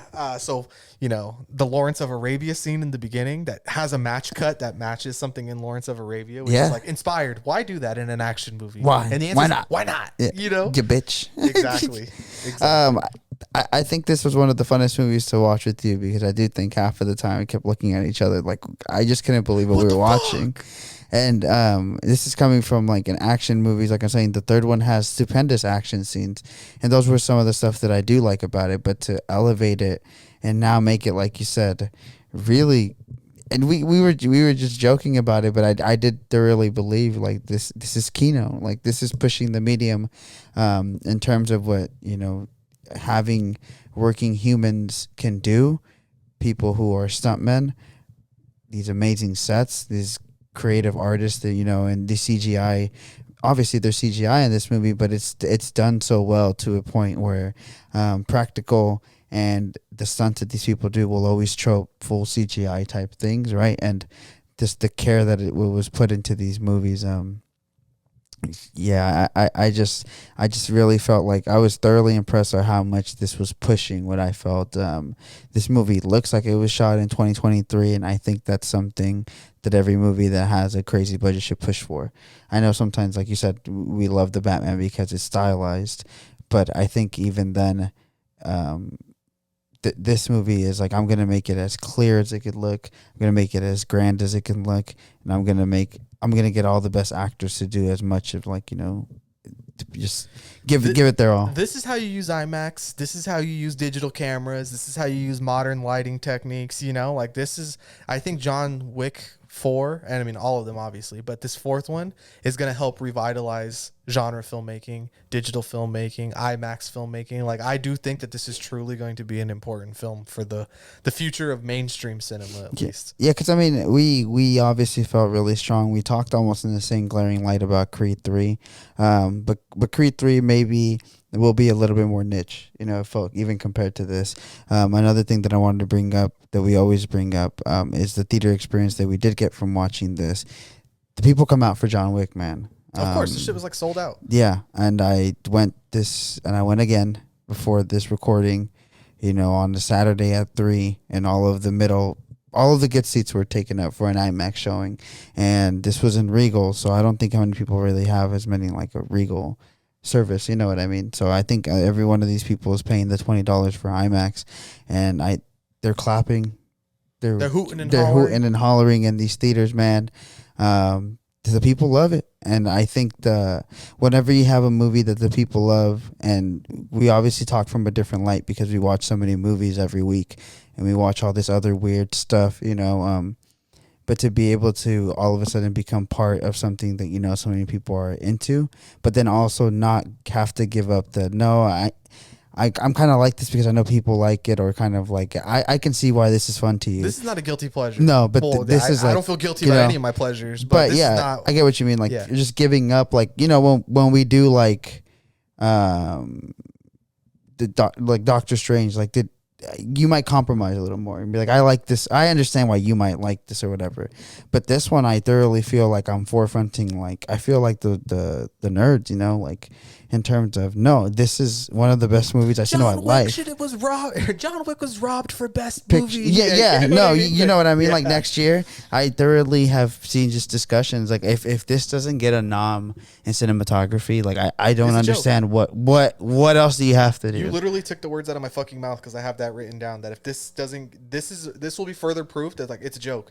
You don't take genre filmmaking seriously, and for cinematography at least. Because, yeah, exactly. You know, even Big Papa Roger Deakins is like, we should reward these things when they are good. No, that's what I'm saying. Yeah, to not to say that you don't enjoy any mainstream cinema is kind of, it's pretentious in a way that's like more than just annoying. So you're gonna shut off a whole aspect of movie making just because, well, too many people like it. Yeah, because that was the one positive this year about, you know, the Oscars, was that Black Panther, did all of its wrong things, that Angela Bassett was there for them to identify, be like, well, this performance was good in this movie. And then Top Gun and Avatar were Best Picture nominees. So it's the fact that they are at least acknowledging that not because something is popular, we're not going to acknowledge it. It needs some. Dude, come on. like the Batman, right? So no, hold on. Mad Max and The Dark Knight are like, those are the only two good genre movies. Yeah, since 2008. Yeah, exactly. You're kidding me. Yeah. Like, and well, I do love Top Gun. I don't think it's as good as John Wick 4. No, I don't think so either. And I have a deep affinity for Avatar 2, and I do think that John Wick is even better. Like on just a mainstream go to the movies, this is what movies are made for type of thing. I do think John Wick is the best, like the best big budget movie other than Dune and the Batman. Yeah. Like for me, it's like that's the holy trinity right now. Yeah, I agree completely. Like, dude, if you don't like this shit, you're being the pretentious snob. Yeah, because like you said, to not be able to give the flowers when they get it right is what are you asking? What do you want? Like just a complete big movie filmmaking, you know. It should have been about the psychological damage and trauma that John Wick went through for the dog. Life. Yeah, all of his flashbacks should have been of all the memories. You know? Like, see, this is why Pig is if John Wick was actually good. Yeah, come on. And it's like, come on, I love Pig. Pig is fucking amazing movie, but it's not John Wick, you know. And it's like there's two sides to each coin, and I could do a double feature of John Wick 1 and Pig, and like, wow, those were two fucking great movies. But it is being able to have an appreciation for both sides. I just think kind of going back to how we started the conversation in terms of favorite scenes in this movie, one of the standout scenes to me, and I think this scene will get talked about a lot because a lot of the, you know, video game nerds and everything are gonna eat this scene up, but I think it's the overhead church shot where he gets the dragon breath shotguns. So you get all this flame of him going through rooms, just emptying out all these people. But I think the reason I wanted to bring that up, one, because it just looks amazing. But at the end of the day, I think that is pushing also creative direction in terms of what big movie filmmaking can do. Big shout out to Kill Bill too, right there. Yeah, that overhead sequence where, you know, you're seeing all the walls and our protagonists walk through each room taking people out. You know, obviously in Kill Bill it's the bride, but dude, this shotgun that you're talking about, not to be pro gun here, but like that shit is fucking sick. Yeah, I just think the fact again that I wrote in my review for this just the fact that the movies John Wick has become so professional at giving you these long sequence fights that at one point in this fourth one, it just feels like they're flexing to show you what they can keep doing, because the second you think it slows down, it bumps back up because 3-4 more people will come back into the scene.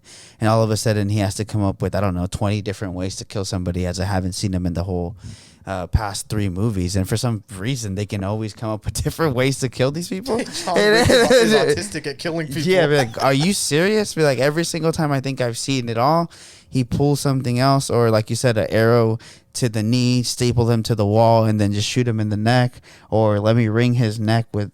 Dude, I don't know, man. It's better at violence than like.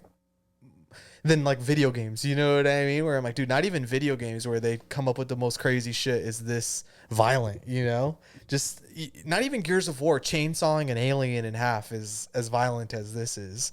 And I do think it all has to do with how grounded these movies are in reality. Well, yes, John Wick could fall out of a 5-story window and then just get up around, fuck himself up on a car, and even though the up. car bent. Scream 6, the person's head busted open, you know. But in John Wick, he just like dusts himself off and is like, all right, keep running.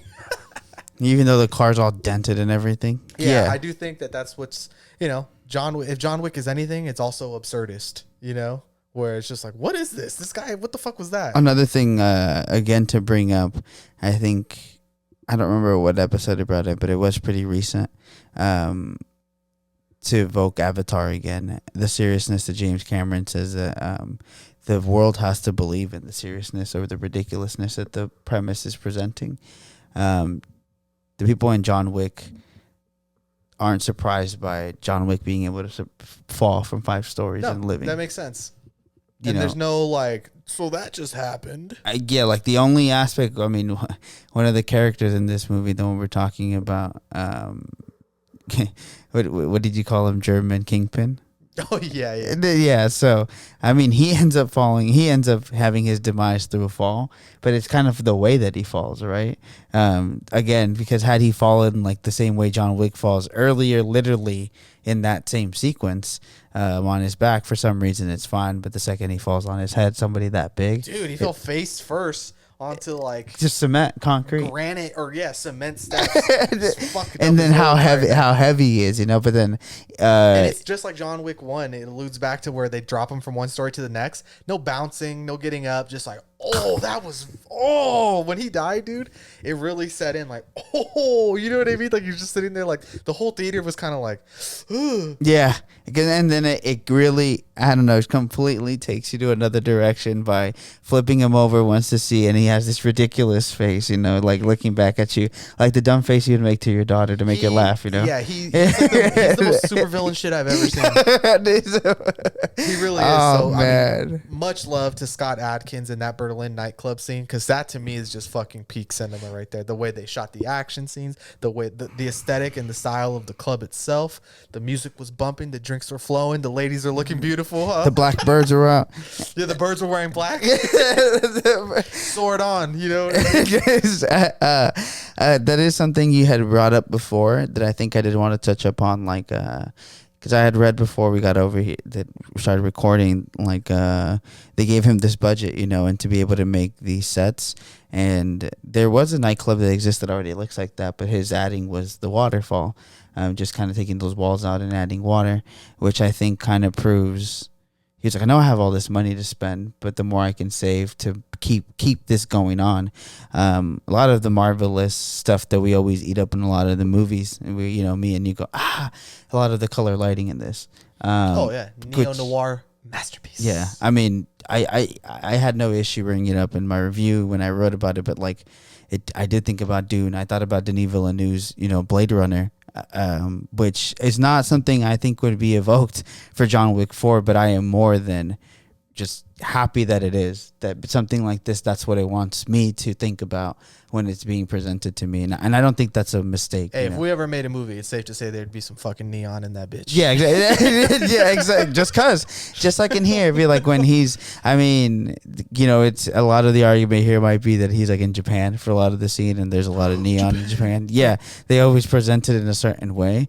But I mean, I'm here for it. I think that's another part of this movie that I just really loved was the Osaka Continental.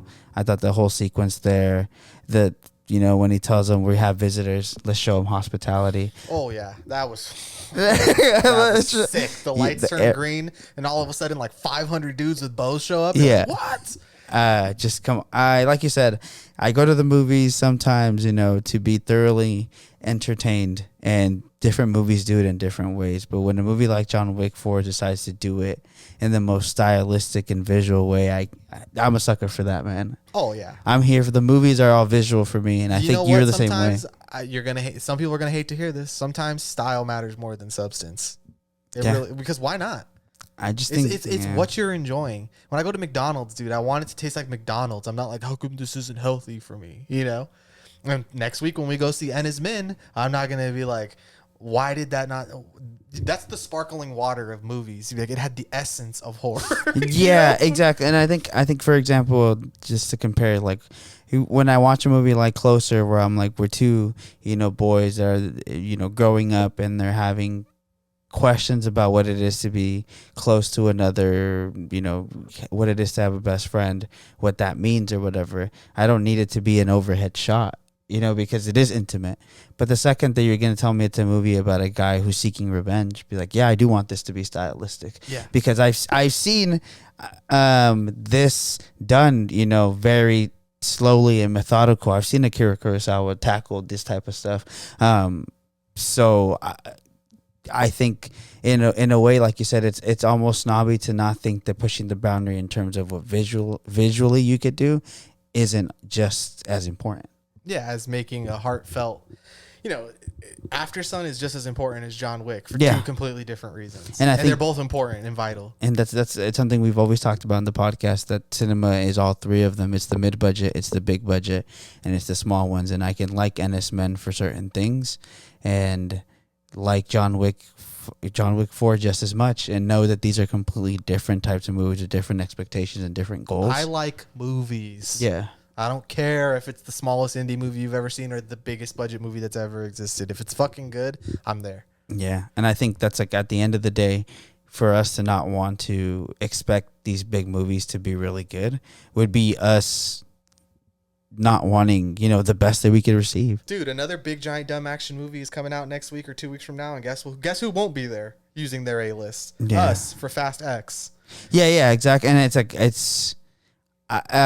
talk about something that is, I'm glad you brought that up, that I know is just being pushed because you've been here since the beginning. It's a machine. John Wick's not a machine. It's art. It's vision. It's passion.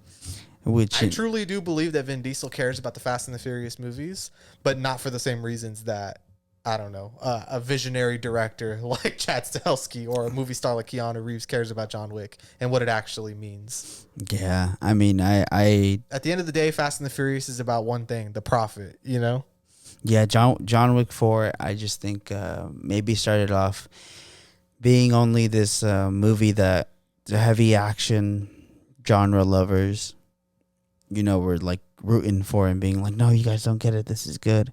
And maybe because of them, the second one came into fruition. But now I just think it is pushing past its genre.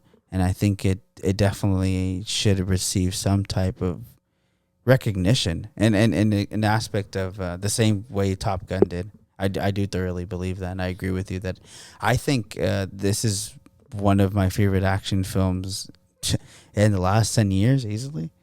And I will, like you said, it's always good to feel like I knew that from the first day, but yeah, exactly. Like, I walked out of John Wick 4 solidified already. It's like, oh, that's the best action movie I've seen in a long time. Yeah, maybe ever. But the Batman is an action movie. Avatar: The Way of Water is an action movie. Like, so it is hard to say because I have loved a lot of these big budget action movies lately. But we have our early contender now already for like, this is probably going to be movie of the year. Yeah. and to be able to also put it up to something like Creed 3 and us having talked about Scream 6, these big budget movies going out of their way to really capture our attention, I think has made it a very interesting year, at least for the podcast. We were having a conversation outside of the podcast that it seems like, where are the little movies? And it might just be because we're so satisfied with these big movies. You know what I mean? That there's this energy of, even you said it before, like, I want to watch John Wick again. Like, once a week, I want to watch John Wick. Yeah, the same way you felt about the Batman, you know? And is there not more crazy good feeling that a movie could give you that big that, like, you'd want to, like, I want to be here and support it every week, because I think this is worth seeing in the big screen. Yeah, I mean, I watched 15 minutes of the Batman earlier today. I didn't get to even really start it, but, I got to see the Halloween night scene, and the I'm Vengeance and the Something in the Way or whatever, and I was just like, oh, so fucking good. The same way I throw on Dune all the time just to fall asleep, just because I'm like, I just want to go to sleep watching something that's so fucking good. And those big budget movies, when they're done right, is why we love movies. It's like, Yeah. no surprise fucking somebody like Steven Spielberg was so famous for so long, or like, no, because this is what people like, dude. And not to say that it's better or worse or whatever, but when you see $100 million be put to use the right way to create something inspiring and truly creative, it warms the soul. You know what I mean? Like, fuck. It's the one thing in life that really makes me feel like, damn, capitalism can be used for good things. Yeah, I think it's movies. I think Babylon makes a dumb joke about when they're talking about why they love the movie so much, and it's an escapism. And with something like John Wick takes his escapism like serious. And I think in the way that it does that is why what you're talking about. The movie takes itself seriously to know that when I go to watch this movie, while it's based in some reality, and I think that's what makes it good, I do want to see somebody who would easily die in the first movie in all reality. And because I come here to watch something that's not based on life, I come here to watch something that's entertaining. And the same way that when we get really happy when a last second goal or something is scored on, it's because it does not mimic life. And for this movie to still be in a way grounded, but also make you so excited that there's just one person that can take out armies of people, I think is like ultimate escapism. People go to these movies and like completely forget whatever the fuck it is that's going on because this movie is so ridiculous. We're getting really long here, but there's two more things I wanted to bring up before we end this. It was so we already talked about the Paris nightclub or the Berlin nightclub scene, right? We already talked about the church I don't even know where is that the church or what is that? Church overhead kill? Okay, yeah, the overhead kill, right? And then I do think the other third set piece that is phenomenal. Well, other than the Continental Osaka, so there's four. Is the fight in the stairs?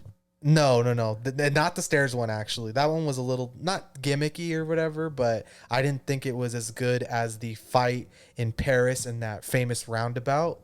So with all the cars, Frogger actions. That was crazy. Oh my fucking god! I can't even bother trying to explain it to you, but that scene was just so so thrilling. You know what I mean? To watch it, like so on edge, so tension filled. White knuckles, like oh fuck, you know what I mean? I never thought I'd see that in a movie, like a full on action set piece on like what is essentially a roundabout freeway. Yeah, I like that you brought that up because that is another outstanding scene. I had kind of brought that up in the beginning because this is where they start using cars to try to hit John Wick. You did bring that up. But again, something that becomes surrealism, them trying to stop him from, getting to a certain point.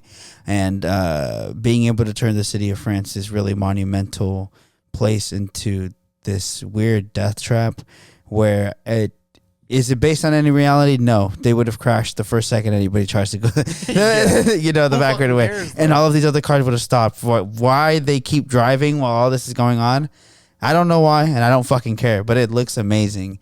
And there's just all this, like you said, I like that you brought up Frogger. That's like kind of the way that they're fighting the whole time. They have to watch where these cars are going, and they're going backwards, and then suddenly they get outside of the car, and all of a sudden you start seeing the cars being used as tools. John Wick's on a motorcycle. Yeah, I mean, we're doing it zero justice because it's so impossible to describe. It's the kind of thing. It's the kind of scene where you're like, this is why movies exist, because you couldn't do this in any other format or art form or whatever.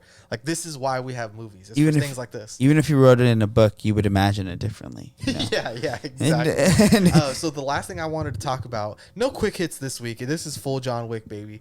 Is the future of the franchise, right? Because this is much like Mindy in Scream, we're in a full fucking franchise now. This is no longer just a trilogy. We have announced spin-offs. We have, is John Wick 5 gonna happen? So let's talk about it a little bit. There's a post-credit scene, which I didn't see because I remember when we walked out of the movie, me and you were laughing. I was like, what the fuck are people waiting for? It's not a Marvel movie. And then there ended up actually being one. Apparently Marvel's broken that is something they forefronted. Now a lot of movies want a fucking post-credit. Had a fucking post-credit. Yeah, that's what I'm saying. So now it's like anything that can be considered franchisable or is in the same realm as Marvel can be like, oh, but wait, there's more. Yeah, there's just a little hit, right? So post-credit scene is Donnie Yen and Rina what was her name? Rina Sawayama, I believe. Yeah, there you go. you know, kind of if you've seen Afro Samurai, you would understand the reference of he kills her father, and then, you know, when you're ready for me, I'll be waiting for you. Much like Kill Bill, you know, this is a classic trope of action or kung fu movies, you know, is to have that. So we don't know if there's going to be more of them, which I kind of would hope if they decide to not go with more John Wick himself, because wow, we've gone the whole episode without saying it. He fucking dies at the end of this movie, or does he? You know, we don't. Satisfying, by the way. It's satisfying, yeah. Like I do think that the character arc of John Wick is just like, oh, what a good ending too, right? To just be like John Wick died because he wanted to die. Yeah, like that's the only way he could die is because he decided it was time now. You know, he's like, I'm waiting for you. And dude, and talk about Blade Runner, my man dies on the stairs. Just like Blade Runner. Oh man, this movie's invoking so much cinema, baby. Blade Runner, Denis Villeneuve. Yeah, exactly. So we have that potential spinoff, right? Of is John Wick going to be alive and have John Wick 5, or are we going to have a spinoff now of Kane and Akira, which would also be fucking sick if they decide to kind of sidestep and make it a more of like an anthology type series. I don't think that this is going to be the end of Mr. Nobody. Do you agree with me that it does feel like there's more here than just he's a guy? I think now, yeah, especially the way that the film ends. Even if he's not supposed to be somebody's son, I'm Ray Skywalker. There's no way that he's just this is it, right? No, he is a master tracker, and I think that's what the movie really is about. That he's a bounty hunter whose own gimmick or his own game here is that killing John Wick is only worth it at a certain price because there is this knowing how hard it is to do, and two, the affinity that he has towards him. But I do think that the fact that at the end how he ends up feeling about John Wick and how well he is able to track, I think will come back into play in terms of he is a player probably always at the disposal of some people. Like this would be a wasted opportunity if that was the end of it. Because I agree with you in the small runtime, because he shows up a lot in the movie, but he doesn't have major parts. He just kind of is always lingering. No, he just saves John Wick's ass. That's his only job in this movie, is when there's a plot hole of like how would John Wick get out of this, Mr. Nobody saves his ass. But I did think he did a good performance. So I would be interested in seeing that spinoff. I know we're supposed to get, Anna de Armas's Ballerina. So that's already completed filming, by the way. Yeah. And it's set between John Wick 3 and 4, and it's confirmed that Keanu Reeves, Ian McShane, and Lance Reddick, because he completed his part in that before he passed away. R.I.P. That's really sad, actually. Yeah. So that'll be going to be a John Wick movie that has all of them in it. As for John Wick 5 itself, Chad Stahelski and Keanu Reeves have asked to kind of have some time to step away from the franchise for a bit. I think they want to kind of sit back and, how are we going to keep going with this? Which if they decide not to and just do the spinoff stuff, I do think that they gave us a satisfying enough ending to, you don't even got to watch this other shit if you're like, no, I was only here for John Wick. But I do think it's also going to be very good. I just think, like you said, the world building has me interested in a way that like Star Wars doesn't, like Boba Fett and Obi-Wan or whatever. I was like, no thanks. But I did watch The Mandalorian, like Andor, as good as that supposedly is. No thanks. Don't care. The Bad Batch. No thanks. Don't care. For me, that world starts and ends with the Skywalkers, But as for John Wick, there's just so much there because it's just assassins, It isn't about the metaphorical Jesus that Luke Skywalker is, No, yeah, I get you. It's so I'm guessing. I guess they made the Fox Force 5, where you'd be like, that'd be cool. I trust Quentin Tarantino that would be. That's good. what I was gonna say. So Chad Stahelski is the director for Ballerina. No, I don't know. But I'm just saying that the world they're all itself, involved. John Wick, the same way the world of Kill Bill. I trust that this would be because good. Like I was going to say, the only reason I am game for anything in the series is because the same way that Ryan Coogler set up Creed, I just trust that whatever is coming out of there, it's probably gonna. Its worst is probably still gonna get my attention. Yeah, like I'm gonna watch the Creed anime show that they're making. Yeah, this is because even if this is like it was decent, it probably was still worth my time. Yeah, but I like Creed. Yeah, exactly. Yeah. So Exactly. And Ana de Armas, I mean, when we talked about the Gray Man on the podcast, I talked about how much I couldn't Action. wait for more Ana de Armas action stuff. So Yeah. fuck yeah, let's fucking go. The one I'm less excited about, and I might not even watch it to be honest, is the Continental spinoff. It has a little too much Alfred Pennyworth, how he became the Batman's butler energy to me. You know, it's set in 1975. It's 3 90-minute episodes about Winston and Sharon becoming the manager and the concierge. I'm okay. I might not even watch that depending on how good it looks, just because. I'm in agreement with you. That was the one that got announced. I think first was a spinoff to the show of the hotel, and I guess it'd be cool because it could be an anthology, I guess, of all these murders. But because I'm, you know me, I'm not too much of a TV guy. I think the only reason I am very interested in the premise of the Continental and stuff like this would be because before the fourth movie, the other side characters that were installed in this didn't pull as much attraction to me as Keanu Reeves did. Yeah, no, but I like Donnie Yen as much as I like Keanu Reeves. Yeah, exactly. Like the guy Zero or whatever, or like Common in the second one, even though I'm pretty sure. Well, do they allude to if he dies or not? Because John Wick's like, I did you a professional favor by telling him how to survive or whatever. Yeah, I don't think he did. Anyways, but even if he did, I don't care if he comes back or not. Yeah, even though like, I did like Common in that movie. and I think thought that he was pretty good at the time. And at the end of the day, I think it just comes down to because, well, yeah, you're cool and all, but John Wick would kick your ass. But Donnie Yen, we saw, no. I mean, he They're technically killed John Wick. Yeah, they're pretty equal. So yeah, well, superior. He killed John Wick. Yeah. And then this is something that the last thing I wanted to say about the John Wick 5 itself is that this is tracking already to make $64 million in its opening weekend, which would be the highest for the John Wick franchise so far. I don't think Lionsgate's going to sit around for too long and be like, hey buddy, you want to start printing money again? Like, come on, what are we doing here? Yeah. I hope it's enough. I hope they give them enough time to not be like, you know what, then fuck you. We have the power to make this without you, and that's what we're going to do. But also, I think they do deserve a break. I think to try to keep things going good, I think you have to let the director, the creative pieces to this film, tell you at what pace they want to work at.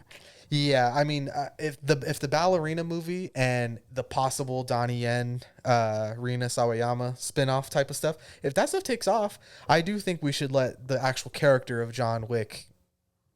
Where can he really go from here? Like, to bring him back would honestly feel like a cash grab. That would Which be is a funny because it's like all movies are fucking cash grabs. That's why they make movies, right? But that would really feel like jumping the shark, you know? Like, okay, we don't know what to do. Oh, we clone John Wick. No, I think that's why I said that the fourth, I think, is almost going to be peak for me, because at the end, or anything past that, for me, if he comes back, it's going to be you're using a gimmick to bring him back. Or it has to be either further back in time, or a story that he did when he was before married, right? When he was he used to have a real slick. They're gonna do the Black Widow. It's when he had the slick back. Yeah, they're gonna do the Black Widow movie thing. We're like, I know she's already dead, but this is a movie about before she was in the Avengers. Yeah. Whack. You slick back, real piece of shit. Yeah, exactly. So the last thing to close out the episode, something a little different here. I told you that I would bring this up, and you had already mentioned it to me, was Chad Stahelski's link to make a Ghost of Tsushima movie. And I know you played that game. I have not, but I like it from a distance, you know? I'm like, ooh, that looks really cool. That looks like something I would like, but I've never played it. How do you feel about that? Yeah, so Ghost of Tsushima is one of my favorite games that I've played, and I think my whole lifetime. There's few games that I play, the older that I get, that I really am like get my whole attention when it's like a full story, you know. But Ghost of Tsushima has what you would expect from a movie, a lot of detail in this world that I think even the creators of the game took a lot of time to make. And I thoroughly enjoyed the world that is Ghost of Tsushima. And I think that when you have a director like Chad, who's done so well with the world building in John Wick, to be able to have him onto the project and attach him, I think is going to bring out the same good aspects that the creative devs did. So Ghost of Tsushima to me kind of seems like it was, like, from the little that I know about it, it seems like a video game that would in a perfect world be a movie. Yeah. And I was gonna say is kind of going more is there's in the dev mode. There's a lot of creative choices that you can do with the cameras, and one of them is Akira Kurosawa mode, and it kind of just makes it look like a film grain 1950s movie. And I used to play on it a lot like that. So it's funny that it's being attached now to more of a cinematic, premise, because I think that is kind of what the movie is about. It's a samurai betrayal story, and I think Is that it set back in the past, or is it like a futuristic world where samurais? no, it's in the past. It's past. during the time of like Japanese, like the Warlords and the stuff times like of when that. there were samurais, yeah, warlord, and just kind of having family ties and deception and everything that comes So with it's Japanese basically an Akira traditionalism. Kurosawa movie. And exactly, and so the fact that it had the Kurosawa filter, I was like, this is obviously evoking like whoever the devs on this team are obviously heavy film like Okay. nerds. That's exciting stuff. Yeah, so to have him tied to that, I think maybe that's why he wants to pause. It kind of evokes to me the same energy of Metal Gear Solid, which is also something I haven't played, but I've always heard. It's like that. Those are just because he makes those because he's not allowed to make movies. Yeah, Hideo Kojima, the same way like Death Stranding, they say it's like that's a movie, Mhm. but he just makes video games because they won't let him make movies. And I know that his goal is to eventually make one. So I these are games I've always wanted to play, like Ghost of Tsushima and Metal Gear Solid, but I really doubt I have the time now. Now that I'm a dad, I'm probably never gonna play these because I never played them when I wasn't a dad. So and I think that those games end up being the same way that this John Wick 4 is. I felt about them pushing the medium of game, like video games, and being able to have, because they have an even crazier connection than the animation films, where nobody's like, the story in the video game is not fucking anything serious. No one completely takes any of the things that they do seriously, and no, there's no award for video game stories. Death Stranding obviously did really good, and that's another movie, or that's another game that is very similar to Ghost of Tsushima. And to have any of those, we get a lot of, you brought up Uncharted, we get movies for games that I necessarily don't think have really even, like Uncharted has done a lot for its world building, but I never thought that it should be a movie, no, but it was a video game that was obviously just like, what if Indiana Jones was a video game? and not a Yeah, movie, exactly. right? But Ghost of Tsushima is like, somebody saw a lot of Akira Kurosawa, they saw Kagemusha, and they saw Ron, and they were like, what if I evoke some of this more mythology? And I think that for it to come back full circle, and for us to be able to be, in the modern era, getting a movie of something like that, I'm excited for it, especially after seeing what he's done with this franchise. I'm excited for it too, and I'm also excited for the supposed Metal Gear Solid movie that's one day going to come out with Oscar Isaac. Yeah. And Jordan something Robertson, the guy who made Godzilla, not Godzilla, the guy who made the Kong Skull Island movie. But anyways, that's so I'm here for this. That's what I'll say. I think that wraps it up. This is one of our longest episodes. I think this might be the longest one since the Titan episode. Nice. So who would have thought Titan and John Wick? Wick 4. The duality of a movie fan, honestly. Like, subscribe, comment. Tell us what you think about John Wick as a whole. If you don't like the John Wick movies, that's a gigantic L take, and I would never say that out loud. Anyways, like, comment, subscribe. If you don't, John Wick is watching you, and he's here as the protector of the Grand Cinema Hotel, so you better watch your back. He also needs your help. Yeah, he also needs your help. Yeah, Oh, man. Rise and grind, Epic Gamers. Thank you. Bye.